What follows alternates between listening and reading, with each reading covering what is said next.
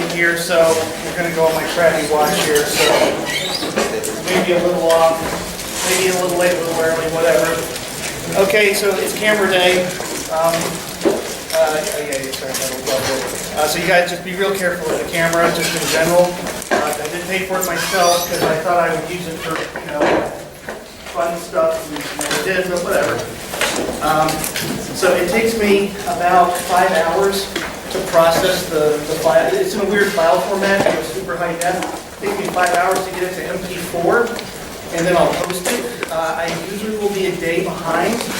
On Friday, it may not be until Monday. I'll try my best, but so Friday it's a 10-hour process to change the format with Movie Maker. I don't know why it's so long, but I mean, whatever, it is what it is. So don't expect the videos to come up immediately. I just can't. So anyway, and if something goes wrong, this has happened. The memory card actually broke down on me last semester. I actually had videos from 2-3 years ago. And since I'm very repetitive, the videos, I can just insert those videos. The only difference is that as the camera aged, you know how cameras make you look lighter? It's like 15 pounds. Especially if you look at the old videos. So don't be shocked at that. Let's see. Class business. I usually do run my mouth way too long on class business, sorry, but your homework's up. Homeworks are up, so if you come in late, just make sure the door closes behind you. That other crowd is really loud. Okay, so the homework's up, 10 questions. You'll almost always have 10 questions. Everything is very repetitive in this class, so you get used to it, so you know how it works. It's an equation that can be solved. So almost every time you'll have 10 homeworks, it starts easy and ends hard. Your tests are going to be identical. The first questions are easy, the last questions are very hard. So, you know what's coming. Gives you an idea how to work it. All right, so we're not going to have that due Monday, it's holiday, next Wednesday. At the beginning of class, if you could just bring them up here, and what will happen is the Wednesday next, I will always have them done the next week. At the end of class, I'll return them, spread them out here, alphabetical. You guys just do your best, don't make a mess. It's not a perfect situation. I have no good way to return them. I'm going to do it at the end of class because I find that if I do it at the beginning of class, you guys go crazy on me. Comparing answers, like, oh, wait, I got that right. All right, so that's fine. It's just, it's a little crowd control. We will make mistakes. There's no way around it. So I'm sorry about that. When you find a mistake, you come to the TA. All right, so the TA's information is on the web, and ask them to regrade it. And again, I said this last time, if you don't like the resolution, you can come see me. And don't let points get away. The homeworks aren't really worth a lot, but they do add it to a test. And I want you to have the points that you earn. You're paying for them, right? So don't just let it wash away. I don't want that, right? Especially you don't know if that could change your grade. I mean, look, I do have people that are like within 1% of a different grade. I mean, I do curve it, but in the end, there's 1 or 2 people after curve that are in that situation. Well, I already curved it. What can I do? Maybe they had a couple of misgrades, and maybe they could have had that extra percent. I don't know. You don't know either. So what could happen? I guess there's no other class business I can think of. So now I always like to review what we did last time. There's obviously not much to say from Monday. Class policies, it's all on the syllabus, it's all on the web. Now I did send an email yesterday, I believe. If again you didn't get it, email me that you did not get it. You're not on the list. The UIC occasionally doesn't have some of your email addresses. I don't know why, but it screws up sometimes. Okay, we did talk a little bit about how there's a phenomenological model. Well, it's proportional to mass velocity squared. Okay, so again, that was a phenomenological model. Yeah, don't even write it down. Don't worry about it. I'm not going to show you that one again. I just want to get you the idea that we can start with a simple idea, develop it, and come up with a different idea. That was the point. And the point was that, of course, this is mv squared. It's not quite 1/2 mv squared. It's not a big deal. It has energy. Last bits, because it's relevant to the homework. Remember that pressure is a bit unusual. And just to warn you, on the homeworks, on the test, I do value that you understand units. And I will make it more and more clear why that is, but understanding units, getting them right is terribly important. If you don't get your units right, the answer is 1 atmosphere, but you just write 1, You just lost a point on the test. Because it won what? Right? I know you probably meant atmosphere, but you didn't say it, so it's not fully right. So we like to think of atmospheres. And those, one atmosphere will be 101.325 kilopascals. And I'm going to do some example problems today, and that's 764, which is the same thing as a millimeter of mercury, I believe. And don't forget that 100, I've been putting things a lot in bars lately. 100 kilopascals is 1 bar. Now, I think all this is really stupid. Why not just stick to a single set of units? I don't know. It's historical, and historically, I know I'm going to say a lot of weird things in this class, but I still will give you a very traditional education. And traditionally, people like to throw different units at you, and you have to convert them. Why not just stick with a single set of units? That would make sense to me, but it's just not what people do. So anyway, look out for that, especially on your homework. You do have a question, you have a couple questions where you're given bars as opposed to pascals or kilopascals. So, and remember I told you this, know your SI units. Now I'm not going to go over it, piecemeal I'll go over it, but you do need to know those, right? That's freshman chemistry.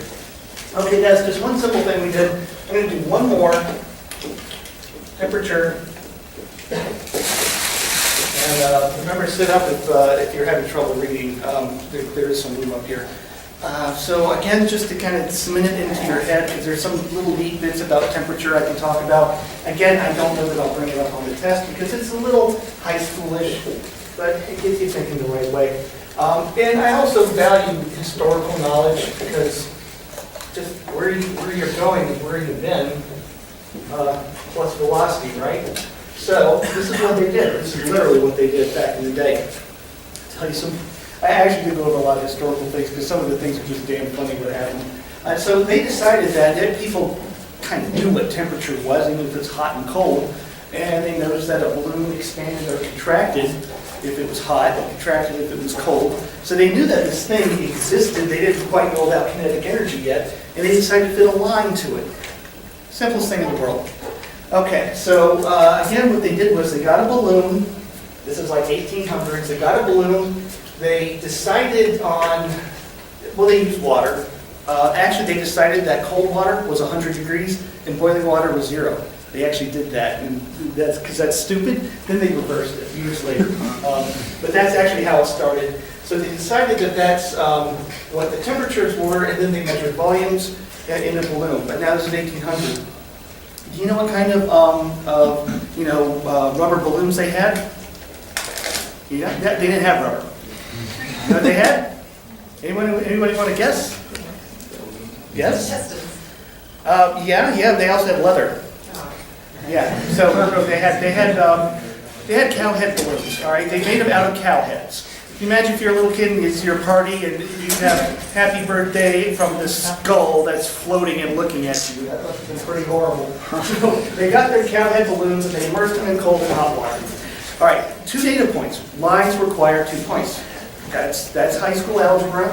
All right, so they decided at t equals 0, once they decided that t equals 0 would be cold, that, this is my therefore, the volume was going to be V0. Okay, all right, so that's pretty easy. Now that means that, I got another therefore, so you're going to see that a lot. 0 is A V0 plus, I almost did multiple, plus B. Okay, and therefore, B is equal to minus A V0. And again, this is a measured quantity. It's a liter. I don't know what it was. Whatever. Okay, therefore, this is actually very simple. T is A V minus V0. Yeah, that's right. My handwriting will improve, but I just have to get back into practice a bit. Okay, so they got that. All right, now, they need another data point. It's a line. It's got 2 parameters. It's got 2 parameters, we need 2 data points. That's information theory. We've got to get rid of that. Okay, at t is equal to 100. And if, by the way, I wouldn't even really care if you didn't write any of this down. V is equal to V100. Okay, what do I do with that? Okay, therefore, 100 is let's see, what am I doing? V100, yeah, V100 minus V0. And therefore, A is equal to 100 over V100 minus V0. So you folks can tell me maybe after class if I'm not writing big enough. I don't feel like I am. Therefore, T is equal to 100 over V100 minus V0 times V minus V0. Okay, what do you do? So they made two measurements. Now they've got the world's most primitive thermometer, a floating cow head. Anyway, it worked. And in fact, here's the neat thing. So we're going to talk about real gases versus perfect gases. A perfect gas has PV equals nRT, but you know what? It's not perfect. I mean, gases aren't going to conform to that exactly. Why would they? You just shouldn't expect anything to behave perfectly. But it turns out, one gas, no matter what, it just likes to behave like a perfect gas. It follows PV equals nRT better than any other. It's freaking nitrogen. Guess what our air is made of? 70% nitrogen. 70% nitrogen, 21% oxygen. No, 75% nitrogen, 21% oxygen, the rest are other gases. We're doing research in this here, that's how I know.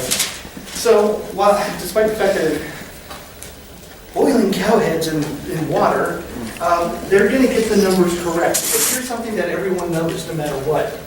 That you got 100 times V0 over V100 minus V0 is equal to 273.15. Because they're working, oh, that sound familiar? Yeah, it's because they were working with the best gas they humanly could of nitrogen. That's just accidental. But that was exactly what they should have found. Okay, so that means I'm not, I think some of you might have trouble seeing this. I'll just do one more thing. I try to work downwards. I don't even work perfectly, I try though. That means V100 minus V0, here's a big old therefore. V100 minus V0 is 100 V0 over 273.15. Okay, therefore, let's see. Okay, that's at the bottom. Therefore, T is equal to 100 over 100 V0 over 273.15 times V minus V0. Now, folks, now remember, again, in high school you learned algebra. 1 over x is x. That's right. Now, you're at the test, you're confused, you're scared, and you're not sure anymore. 1 over 5. Plug it into your calculator. Right? That's how you figure these things out when you get a little bit stuck on some simple math. And don't ever use the numbers 1 or 2 for obvious reasons. Okay, so anyway, and again, all right, so therefore, I'm not always going to do the algebra for you. I'll do a couple of steps sometimes. So I know that I'm going to have a 273.15, and I've got V over V0. So I've done 2 steps of algebra at once, but again, that's a middle school phenomenon. You should hack it. Okay, well, I'm done. That's what they found. Now they have the primitive thermometer with their cow heads and boiling water. But they couldn't help but notice something. What if T was minus 273.15? Don't forget that, minus 1. Distribute minus 273.15, minus 273.15. What's 0? And that means something. Okay, at minus 273.15, if that's the temperature, therefore, there's an implication. Can any of you see it? All right, this can't be there. Minus 273.15 is equal to minus 273.15. Therefore, B is equal to 0. Cow had shrunk in on itself. It just disappeared. Now, what happens when you go a little bit colder? You get negative volumes. Negative volumes exist? They do in the world of make-believe. No, they don't exist. There are no negative volumes. They knew that.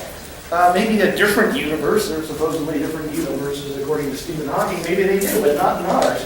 So they knew that there is a temperature below which you cannot go. And they're damn well right.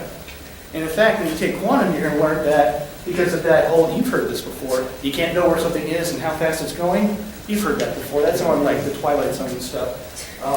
Yeah, no.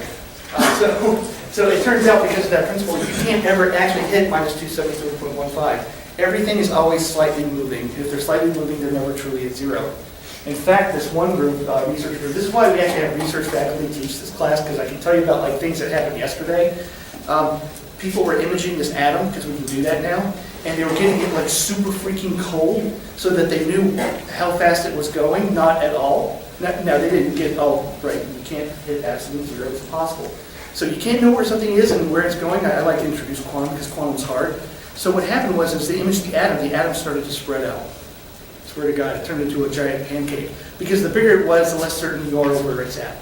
And that was quantum mechanics doing that. So it's just kind of a neat thing that people were able to do. So anyway, that's the absolute temperature scale. Another thing to note, now I know half of you are engineers, the other half of you are chemists, and you're going to take PChem Lab. The PChem Lab, so you're doing that, what, next semester? Yeah, you're all there next semester. We're actually already planning on that. The first 2 weeks are really lame because we're training the TAs. Like get a new TA, you got to train them. The lab modules aren't hard, but they're a little complicated. So what we have you do are some really simple experiments with like kind of brainless equipment. And it was actually, we bought this stuff from Vernier. They were meant for high school students, and it was obvious. So So finally, me and Audrey Hammers, we finally started changing them around and figuring out what you could do with this high school equipment that would actually be kind of cool. You're going to derive this. You're going to derive the absolute temperature scale. I just did it over break, developed the module. So anyway, I think it's a lot more fun. And that'll be one of the first things you do in 343. Okay, now I talked a little bit, so I need a lot of shorthand as well. When I do this, that means I'm doing something completely different. Forget about it. State variables, I talked a little bit about yesterday. So to know what's going on in the balloon, you need about, I know I'm kind of repeating myself. I mentioned before, as a physical chemist, like if I have a computational model of a balloon, I know where the gas molecules are, and I also have to know where they're going. And in terms of things, there's no quantum mechanics necessarily involved. To understand a balloon, you don't need quantum mechanics. But if I'm going to model it, I need to know where they're at and how fast they're going. That's 10 to the 21 bits of information. The age, again, you don't have to write this down. Age of the universe is, let me remind myself, it is 4.1 times 10 to the 17 seconds. Okay, right. So if it takes me 1 second to compute one of these bits, I'm going to have to stick around for, let's see, 4 million times the age of the universe just to spread a freaking balloon, cowhead or not. Now, that's obviously stupid. Well, it's kind of stupid to think, well, I have a computer, that's what you're talking about to begin with. Okay, a computer is, good number is about 2.5 gigahertz. Haven't really sped up that much lately. And so if I use a computer, a reasonably fast computer, I need to spend 10% of the age of the universe to understand the balloon. Well, I'm not going to do that. That's obviously pretty dumb. So the whole point of state variables, which of course are n, t, p, and b, what's important about this is that they practically describe everything I really need to know. Why am I talking about balloons? I'm going to talk a lot about balloons and gases and cylinders, because that's how a motor works. And all our energy is derived from motors that expand a gas when it's hot and compress it when it's cold. All of our energy comes from that. You really think, hey, what about that Chevy Volt battery thing? Where do you think the Chevy Volt battery, how did that get charged? by a gas expanding in a dynamo that turned a turbine, and that's where the electricity comes from. So everything we do is about expanding a gas in terms of energy. Now, when I do biochemistry, I don't talk about this so much, but for you guys, you're half engineers, so you definitely care about this stuff. So now, the one thing is, so we've got these state variables, and again, we'll shorthand equations of state. They connect them. Connect them all together. Should have done it like this. They connect them all together. And yeah, we're going to do PD equals nRT. I know you had it in high school, but trust me, you'll see the big plan at the end. Equations of the state, connect them together. OCD. Why is that important? Well, for one, it means that I don't need to know all four. That's kind of nice. I only need to know three. An equation will give me the last one. That's how all of the problems work that you're going to face, especially because you're going to have PD equals nRT questions on your GREs, on your MCATs. Actually, all the medical students were last semester, but anyway. And so you're always, the questions are always going to give you three, and you have to find the fourth variable. More importantly, when we get into like the hard stuff, I know this is all like childishly simple. I'm easing you in, all right? When we start doing thermo and derivations, I'm going to insert PD equals nRT into the derivations, and as much as that's very simple, it's going to become complicated. So that's why I want you to just, make certain that you're okay and familiar with this stuff. And anyway, so as much as I'm talking about high school stuff, it's going to become very high schoolish very, very, very soon. Not today. Today's going to be kind of another wash. Just getting you familiar with simple things, because even if I ask a PD equals nRT question, which I did on the homework and I do on the test, and you're kind of rolling your eyes thinking, well, geez, I had this my junior year of high school. Yeah, what if you can't do it? I need to know that, because you really shouldn't get a college degree if that's the case. Okay, so now historically, another phenomenological derivation, and this isn't really such a phenomenological derivation, was Robert Boyle. Boyle's law. Okay, and I like to tell you about some of these people because some of them have really interesting stories. So Boyle is Irish, and I'm Irish myself, and so he's from the mid-1600s. They didn't have chemistry then; they had alchemy, right? Trying to turn lead to gold with gold paint. And he actually is the founder of the Royal Society, which is where we get all professional scientific societies, like the American Chemical Society. You engineers got your thing, and other people. I can't even remember. I don't know, ACHI or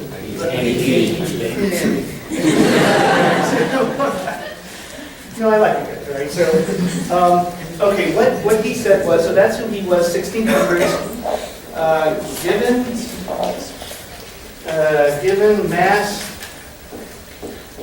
and a certain temperature, what does that mean? It's like, okay, I got a kilogram is at room temperature, gas in a balloon. If you have a certain temperature, mass and temperature, and you keep those constant, PD is constant. Okay, this is just what the guy said. Here's another therefore. Therefore, P is proportional 1 over V. That is automatically applied. Okay, so that was Boyle.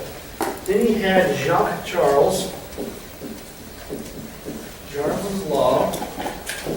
And all right, so flash forward 200 years, 1800s. This guy was, just one of those gentleman scientists. And he did one thing that was really cool. It's not fully known whether this happened. They didn't, YouTube was going to be invented in another 50 years, something like that. So people aren't too sure about this, but they think this actually happened. All right, so this guy's studying gases. And what does he do? This guy is actually the first guy to fly. First person in history, we think. He built a hot air balloon. Actually, no, wait. No, I think that was hydrogen. Yeah, sorry, that was a hydrogen balloon.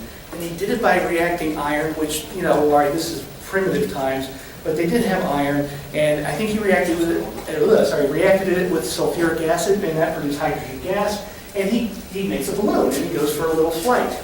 Okay, again, 1800s, around Paris. Okay, now, Parisians at the time, your school was, look at that plow, now run with it. That's your education, all right? Not educated.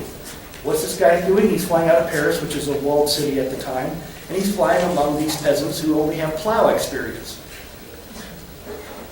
You know, when you have no education and you've never known anything, and you see a guy flying, you got one of two options, angel or devil. Guess which one they went with? They went with devil. He looks down, and these guys are chasing him with pitchforks and torches. Now, he's an educated guy. He knows they're not, and, you know, he figured out just what I said. He thinks that, he knows that they think he's the devil. And when he lands, he's going to be in a hell of a lot of trouble. So I don't know, literally Bugs Bunny, like, if he's doing this crap, but fortunately the winds were in his favor. I don't know, I know you can actually drive these hot air balloons. I have no idea how, but I know they can do it. Anyway, he manages to out-float them, crashes in a field, runs for the trees.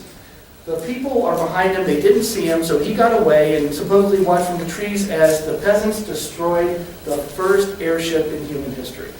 So, but he lived. Anyway, so he's got kind of interesting stories. Now he said given a mass and pressure, and I'm just going to use P, if that's the case, V is proportional to T. Now, he was twice as smart as the other guy, so he said came up with two things, given mass and volume,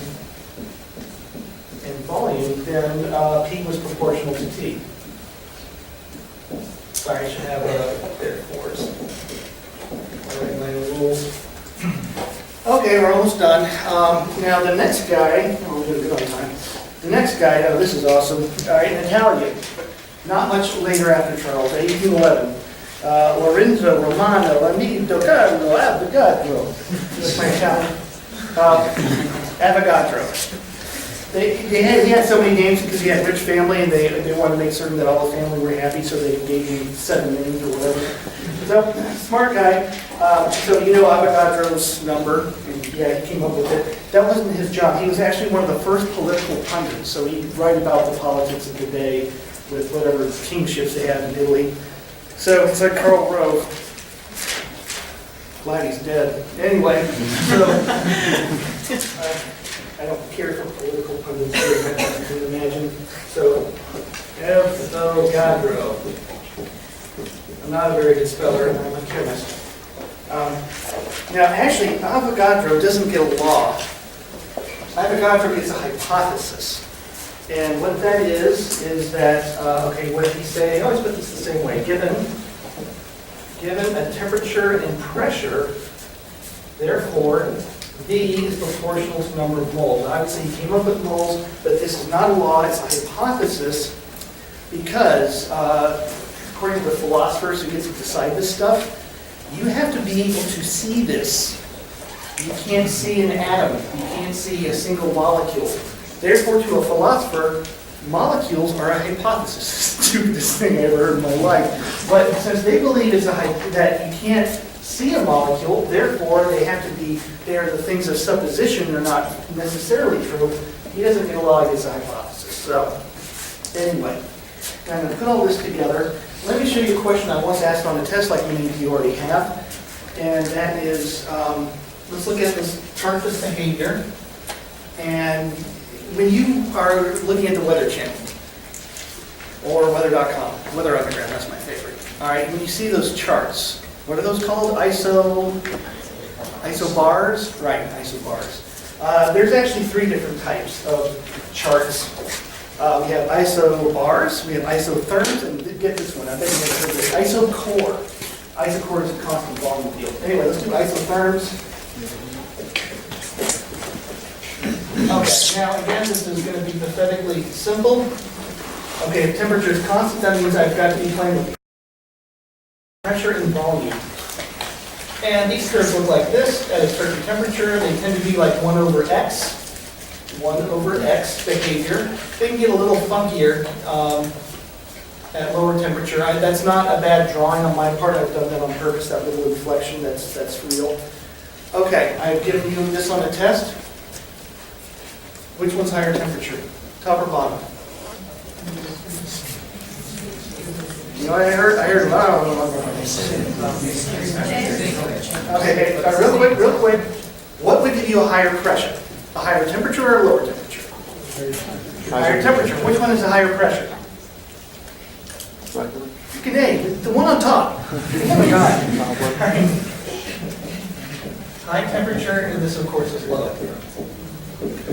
Okay, I can throw that at you. Now, don't be trying to memorize this. That's stupid. Here's an important thing. You got to learn how to just kind of figure most of this out. I mean, all the content we're going to go, especially when we get into thermo, is too much. Like when we get into thermo, you're going to have 48 equations to describe all the thermodynamic variables possible. 48. Unless you can like memorize every moment of your life, no one can do that. You can't remember all that. So you're going to have to figure out ways to just kind of rederive things in your head, to follow logical principles and get something like this. Now, I know this is incredibly simple, but what if you can't do it? Okay, here's a good one. You think that's easy? Let's do this. Let's do that 1 over v thing. And now it's linear. Now, which one's the higher temperature? No, I just inverted one of the variables. So is the bottom's the high temperature now because I inverted variables? Okay, a little bit of a mix. It's the top one. Same principle still applies. The higher the temperature, the higher the pressure. So this is high. See, this I can throw you for a loop, and it's not that hard. But you just gotta sit and think about it. Don't memorize this. That's stupid. You can't. Guys, you can't do that. All right, but you can logically think. You know high temperature equals high pressure. If you don't know that, you wouldn't have gotten into college. I doubt it. So you can do that without memorizing it. And I'm going to constantly tell you how to know something without memorizing it. Because you can't. You just can't do it. Okay, let's do the isobar. And if pressure is constant, that means I got volume and temperature to play with. And now, let's see, what is this? Charles? Yes, Charles wants, so these are linear. Now, test question. Which one's higher pressure? Bottom one, that's correct. Why? Smaller volume. If you pressurize a cylinder, it will compress to a smaller volume. And of course, if I let a balloon fly up to the atmosphere, eventually it bursts because of the low pressure. All right, very good. Now, this is isochore. Okay, that means that volume is constant. And now I've got pressure versus temperature. Again, I'm working with Charles as well, so I'm going to have lines. And yeah, I know I like to draw data, not much choice. Which one's the large volume? The bottom one, of course. Large volumes give low pressure. Once I got this screwed up in class, I've done this 10 times now, but one time I got it inverted myself. Okay, so anyway. So just an example of simple things I can throw at you that actually, like here, a lot of you got that listed, right? It's easy to do. Again, this is all simple stuff. Okay, just 1 or 2 more bits, and we don't have much time left. Now, how did PV equals nRT come about? Okay, so if PV is a constant, and I look at Charles's law, and I see that V is proportional to T, and P is proportional to T, and times each other is a constant. If times each other they're a constant, I'm going to leave them times each other. That just is kind of sensible. Now, if they're proportional, then they're on different sides of an equation. Simple mathematical principle, you should know that. They're on different sides of an equation. And it looks like the same is true of N. So I'm going to put an N and a T. Okay. But now there's a slight problem. 2 things. One is that all our units come from, 1800s people. A meter? You know how long's a meter? Well, you know how long a meter is. About this high, about to my knee. A liter of water? You know about how much I like to carry when I'm irrigating the field? About a liter. Right? This is how we came up with this stuff. A second? About as fast as I can snap my fingers. That's units that make sense to me. They don't make sense to nature. Nature actually thinks we're stupid. That's why it's always trying to kill us. So our units inherently don't work together. When we start putting equations together, the units automatically just don't work. We actually have come up with new units that you're not even going to see it in 346. It's kind of for grad students, sorry about that. But we have units that do work together. And when they do work together, constants like the gas constant, nRT. Sorry, I'm a little OCD, so that bothers me. But anyway, to make the units work, we're often going to have to add constants. Just because we came up with all this stuff, at times we didn't know that they were connected. We didn't know how to connect them. So we came up with units that actually just didn't work. Constants fix it. All right, so, and remember I was just telling you about those other nice constants that theoreticians work with. Okay, I remember when I was in physics, and you've all had physics. Physics 2, electromagnetism. Remember that 1 over square root of 4 pi E0 in front of Coulomb's law and the Coulomb's equation? That's really freaking annoying. It doesn't exist if you use the right units. R wouldn't have to be there if we were using the right units. For weird reasons it actually does, but anyway. And actually, why does R have to be here? Energy, temperature time mole. Temperature time mole is not a joule. What's this guy? Joule per K mole. Gets rid of the K, gets rid of the moles, leaving me joules, leaving me joules. Bam, that's its job. Make the units work and return energy equals energy. Okay, big principle. This is on your test. This is on your test. I'm going ahead and give you a test question. I'm going to throw equations at you and say, what are the units? Because if you can't do that, it's freaking pathetic. All right? Because if you get your units wrong, oh, the answer is one joule or 1 horsepower. It really matters that you get it right. If this is a joule, this has to be a joule. The units have to be the same across the equal sign. If I had another term plus Q is what? Joules. Joules. It has to be joules. Things must add or subtract. Subtraction is the addition of a negative. Things must add or subtract and be across the equation sign. They all have to have the same units. When you multiply units, then you get new units. All right, so remember that. That is going to come up. Anyway, so P equals nRT, yeah, blah, blah, blah. And again, the reason that this is kind of important is that I do throw PV equals nRT into the things that when it does get hard, when you're talking about the thermo of gases expanding, because that's how we power the planet, I'm going to throw PV equals nRT in there, and yeah, it will get complicated. But anyway, that's about next week. Anyway. Okay, one last thing is gas mixes. Again, I know we're doing high school, and that's Dalton's law.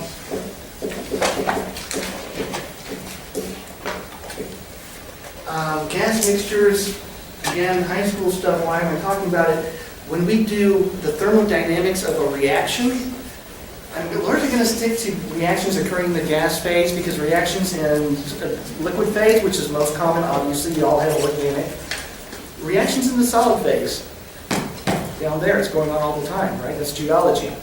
I watched the Nat Geo too much. Anyway, so reactions do occur in the solid phase and mostly in the liquid phase.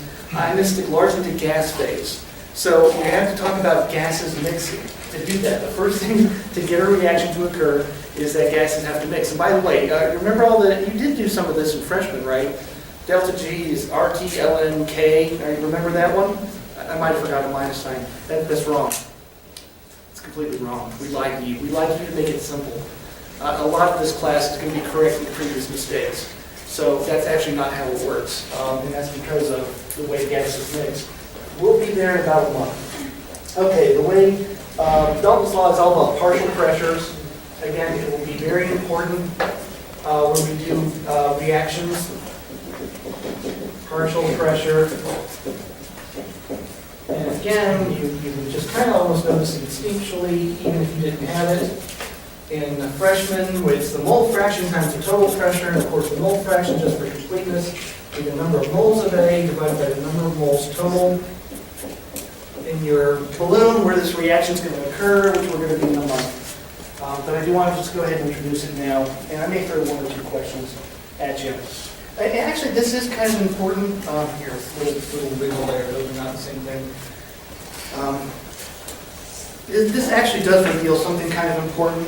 Let me just point out that what Dalton's law actually states, I'm not even going to write it down, is that basically the state variables of a gas mixture in a balloon can be thought of as the sum of each individual gas on its own in the same balloon. So, and that's actually kind of important. Let me write down this one last stupid thing before I explain that. Because that means that the real pressure, total pressure will be all these mole fractions of all these things that are later going to react with each other times the pressure, right? So this is actually the statement of Dalton's law. Real quick question, what does this equal? 1, that's right. Okay. Real simple. Right, pressure has to equal pressure. Mole fractions, of course, what are the units of a mole fraction? Unitless, right. Well, you can see here, if you had a question, pressure. If these had units, you'd have pressure times something with a unit. That wouldn't be pressure, and you wouldn't have pressure equal to pressure anymore. That doesn't work. They have to be unitless. That's going to come up some more often. Let me show you another type of question I can ask. This is coming up. It doesn't help that I just taught this class last semester, so I'm kind of hyper because I know it's coming up. Okay, this would be a simple question. This would be like one of the first questions on the exam. Okay, you know this is a mole fraction. Now, related to pressure, give me the same thing as in terms of pressure. Not bad. PV equals nRT. Okay. PV equals nRT, therefore PV over RT is N, right? So that I'm just going to substitute that. Now, I have the partial pressure of A, volume, over RT. Then I'd have the total pressure. Now, total pressure is just going to be P. And anyway, that comes up a lot when I talk about the part belongs to this versus the total. And that's also multiplied by V divided by RT. Again, you're at the test, you're nervous, you're having algebra problems. Hopefully you see these volumes cancel, the RT cancels, and therefore the mole fraction is the partial pressure of A over the total pressure, which makes sense if you look at that right here. It's the same thing. So, anyway, this, again, manipulations of this sort will occur a little bit later in your class in about a month, so you're kind of used to that, and it's looking really easy. Okay, now what's important about this is we're not going to get to it today. Next time we're actually going to start doing real stuff, not today. What's kind of astounding about this is that if I can treat this balloon with 3 things, and they're not going to react yet, right? They're going to in a month, but not yet. So it'll be like helium and hydrogen and xenon, and those won't react. All mixed into a balloon is equal to a balloon with each individual gas of the same size. And I can just add those together and get this. Now there's an implication there, a phenomenological implication, which is kind of terribly important and resulted in the Nobel Prize. Those gases aren't interacting.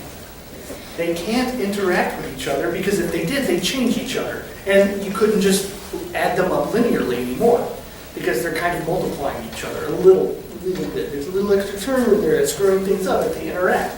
The pressures won't add up correctly. That would be the biggest one. Or maybe the volume isn't the same. Or, those are the same thing anyway. Okay, now I ask you this. How can 2 things not interact? This is not a real thing. I'm asking you to come up with something that's not real. If things are going to interact, they're going to hit. Now, I'm telling you, if they don't interact, they don't hit. Now, they're coming right at each other, but they just go right through each other. How can you do that? Again, think of something that's not real. Think of a property. They don't have volume. No volume. Things don't have volume. You can also say, well, they don't have mass. Well, now, you can't quite do that. That means they don't exist phenomenologically. So, now they have to have mass, but if they don't hit each other, that means they have 0 volume. And, they have no volume. And even if they fly by each other, you know that it's like asteroids. If they do this, they're gonna like twist each other, even if they don't collide with no volume. Well, they're not doing that either.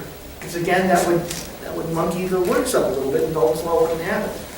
It means that gas molecules, now I'm using the perfect gas equation. The perfect gas equation is not correct because it assumes that gas molecules have neither volume nor do they interact with each other. Neither of which is true. That's why the perfect gas equation isn't perfect. Part of your homework is I actually got some numbers from an engineering table. I found like methane at a pretty low temperature at kind of a high pressure, 14 bar I think. It's not that high, it's a little high. I just found what the PV and NRT, I found what those are. And you're going to compare that to the perfect gas equation. And it's going to be way, way off. Right, so perfect gas equation isn't perfect because, so we call it the perfect gas equation because a perfect gas has no volume and doesn't interact. That's what we would call a perfect gas. That's why it gets that name for something that's actually totally imperfect. Okay, last bit, and we're done. I just want to help you out with answering questions. And by the way, this is totally on your GREs, your MCATs. It's on your homework. It's on your test. It will be on your final. I just want to give you a hint how all of these questions work. Okay, so for problem solving, there's 2 steps to every gas problem. Establish 3 variables. Okay, so and here's what I wanted to show you. Now, I'm not writing this very prettily, but I think you'll get the point, especially watching the video if you're a little confused about your notes. Okay, so this is the test. I'm saying you have a gas at 300 K, 3 bar. Huffy does a lot of this too as well. And it has 10 liters of volume. Okay, that's the first step, establish 3 variables. Now, what you got to notice is one is missing. Okay, step 1, figure out what's missing. What am I missing? Moles, right. So that's the trick. Now, use PV equals NRT, and because I am seriously out of time, N is 1.203. And again, I should write letters because that's a unit. Okay, now you do that much and you got half credit because there's a second step. Let's see, it's going to be the volume increases to 17.5 liters, and I heat to 475 K. Okay, step 2 is change variables. And there's one missing. It's not moles, by the way. Okay, so you get the point. I'm going to give you a state, but I'm not going to give you everything. And I can get real clever about this. You know what I can do? I can give you density. I can give you 2 numbers at once with 1 number. I can do that. I'll throw a question at you like that. But I will give you 3 state variables, and you find the next one. Half credit. Next step. Okay, here's how the question reads. A gas at 300 K, a perfect gas at 300 K, 3 bar, and 10 liters, has its volume increased to 17.5 liters and is heated to 475. What's the question? Can you see it? What am I missing? Pressure. What's the final pressure? So now that you figured that out, I'll just give you the answer. You can work it yourself because we are out of time. I'm only going over. Just work the problem and you get 71.4 kilopascals. Or if you like bars, just make certain that you always use the same set of units. Just look at Huffy. Huffy gives a lot of examples of different uses of units and tries to emphasize that you decide on a set of units and stick with it that you're comfortable with. I recommend kilopascals and liters anyway. All right, homework is up. Remember, Tuesday, Wednesday, I have office hours. I'm going to go scrambling to finish it. 12 to 1, I'll see you on Friday.